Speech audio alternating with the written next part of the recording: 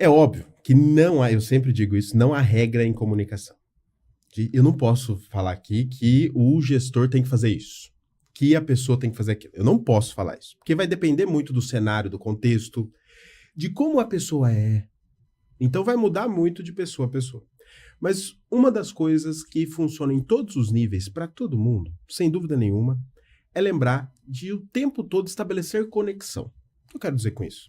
Então, por exemplo, uma pessoa que vai para as mídias sociais. A pessoa que vai para mídias sociais muitas vezes quer engajamento. Como que a gente consegue engajamento, curtida, comentários? A gente consegue conectando com o nosso público. Primeiro ponto. Um gestor quer passar confiabilidade, quer passar processos para as outras pessoas. Como é que ela pode fazer isso? Conectando. Conectando com o universo de quem precisa do processo. Então, por exemplo, um grupo de funcionários está ali na empresa e o gestor precisa passar algumas indicações por processo de liderança. A primeira coisa que ele vai se perguntar é: qual a melhor forma de passar? Tendo como dimensão o público. Quem é esse público? Qual o universo dele? O que eles entendem? Porque a gente consegue utilizar as técnicas em favor disso. Por exemplo, um gestor que passa por um grupo de funcionários pode muito bem pensar em analogia para aproximar aquilo que é desconhecido dos funcionários, dos processos, daquilo que é conhecido pelos funcionários. E isso é muito interessante quando a gente pensa na comunicação, por isso que muda muito o contexto. Mas a regra fundamental para todos esses níveis é estabelecer conexão. E tem uma técnica salvadora para tudo isso. Já se fala muito aí na internet, já se fala muito dessa técnica, é rapport. Rapport.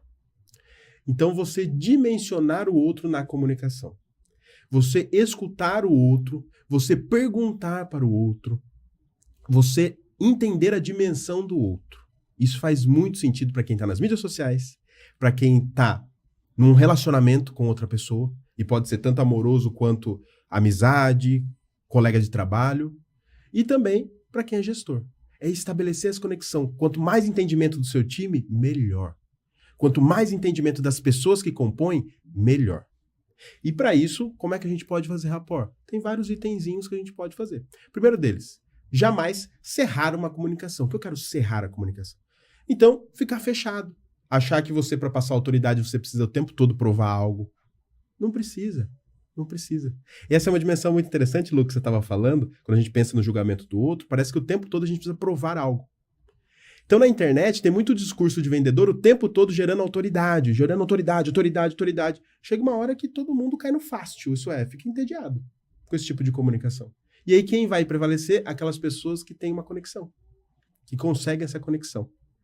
Então, a gente consegue, não cerrando a comunicação, entrando, como a gente já disse, no assunto em comum, estabelecendo parcerias. E aí, parceria de você escutar, de você falar no momento certo, não interromper, dar sorriso, elogiar pessoas. Elogiar é fundamental. E elogio tem duas regras, segundo o Dale Carnegie, que é um autor muito importante. Ele que mudou muito desses aspectos, ele coloca a conexão é importante. Que é, o elogio tem que ser específico e sincero. Específico e sincero.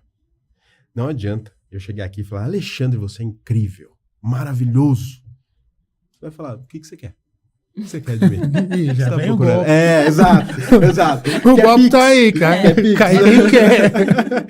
Então não adianta eu dar elogios muito gerais. Elogio específico e sincero. O tempo todo. Então a pessoa chegou na hora certa, elogie a pontualidade dela. A pessoa tá bem vestida, elogie a vestimenta dela. Específico e sincero. Perfeito. E o corpo fala? Ah, sem dúvida. Sem dúvida. A comunicação não verbal é super importante. E aí vem a dimensão também de qual é a melhor postura para essas diferentes comunicações. Não existe a melhor postura. Mas lembrando que a comunicação não verbal, que é o nosso gesto, expressão facial, ela chega antes, muitas vezes, da comunicação verbal. Então, às vezes você faz uma pergunta para mim, aí eu tô aqui olhando para a Lu e faço assim, ó. E depois eu volto. Então quer dizer que alguma coisa ficou estranha para mim. Chegou antes. Então a comunicação não verbal ela é muito importante para mediar essa relação entre as pessoas. No geral, quando a gente fala de comunicação, o que a gente estabelece como uma boa comunicação verbal? Gestos, se possível, acompanhando de forma coerente com aquilo que nós falamos. Gestos coerentes. Isso significa que tem um grupo de gestos mais... Não. Eu já vi muita coisa, eu falo isso na aula. Eu já vi muito livro falando assim, olha, faça o gesto da torre porque isso te dá autoridade, que é um gesto assim, para você ficar... Não tem dessa. Não tem dessa. Acredita em mim, não tem dessa. Vai depender muito do contexto, mas o importante é a gente lembrar. A postura sempre possível, ereta, aberta à comunicação. Quando a gente mostra mais as palmas das mãos para as outras pessoas, isso significa que nós temos uma comunicação mais aberta do que ficar o tempo todo cerrando a comunicação. Isso mostra que eu tô, talvez, não é sempre, que eu tô na defensiva, de algum jeito. Mas pode ser também o jeito da pessoa ficar. Não tem nessa, não. Mas muitas vezes, se a pessoa me vê pela primeira vez, a impressão dela é que eu sou mais fechadinho. Então, o tempo todo aqui, postura ereta, se possível, ombros para trás, porque a gente tem a mania de ficar com o ombro para frente, principalmente assim. Então, o ombro acaba virando brinco da gente. Né? Então, ficando assim, até estourei, acho, desculpa aqui para quem tá escutando a gente, porque eu estourei o áudio nesse momento. Então, os ombros para trás para trazer mais dimensão de que você está aberto e receptivo a ouvir as pessoas. Sempre possível, sorriso e contato visual. O contato, né? E com tantas informações, como a pessoa não confundir, assim, porque muitas vezes ela vai desfocar do ser natural. Não, mas eu não posso fazer assim, eu não posso fazer assado. Como tornar natural o aprendizado? Essa é uma pergunta muito importante que todo mundo se faz. Como tornar natural, principalmente com gente colocando regras o tempo todo na nossa comunicação? Eu acho que a principal coisa, autoconhecimento. Autoconhecimento. De você saber, por exemplo, que às vezes um feedback de um gestor, que às vezes não é muito responsável no feedback, o feedback de um gestor não compete muito a você, porque nesse momento você entendeu que ele quer que você tenha a mesma comunicação que ele. Isso não vai existir. Isso não existe.